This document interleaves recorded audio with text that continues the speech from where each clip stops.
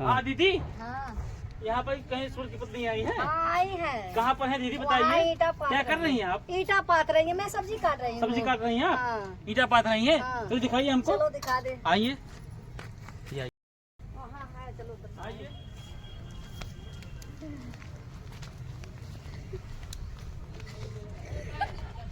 मिल गई दोस्तों, ये है सूरज की पत्नी, देख सकते हैं दोस्तों, ईटा पात रही है। मुंह ढक रही है, सूरज की पत्नी दोस्तों है, और कई दिनों के बाद दोस्तों मिली है, और ये अपना मुंह नहीं खोल रही दोस्तों। आप देख सकते हैं कम से कम 15 दिन से भागी है ये। और सूरज जी कहाँ है?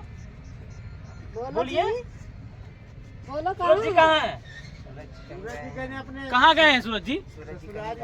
दोस्तों सूरज जी कहीं पर गए हुए हैं मार्केट करने, सामान लेने दोस्तों, और इनको देखो छोड़ गए हैं ईटा पाथने के लिए। आप देख सकते हैं ईटा पाथ रहे हैं दोस्तों। और सभी जितने भी हमारे आजीवन से सभी से रिक्वेस्ट है हाथ जोड़ के दोस्तों, सूरज की पत्नी दोस्तों मिल गई है, दूसरी वाली जो लेके भागे हैं आज 15 दिन से दोस्तों, आप देख रहे हैं।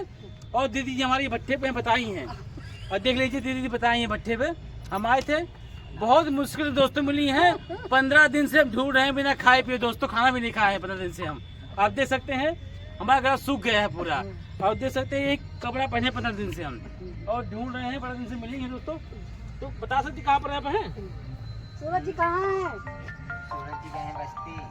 बस्ती में गए। बस्ती में गए हैं दोस्तों, सूरज जी बस्ती में गए हैं सामान लेने। अब जाके ढूंढते हैं बस्ती में दोस्तों कहाँ पर हैं। हेलो।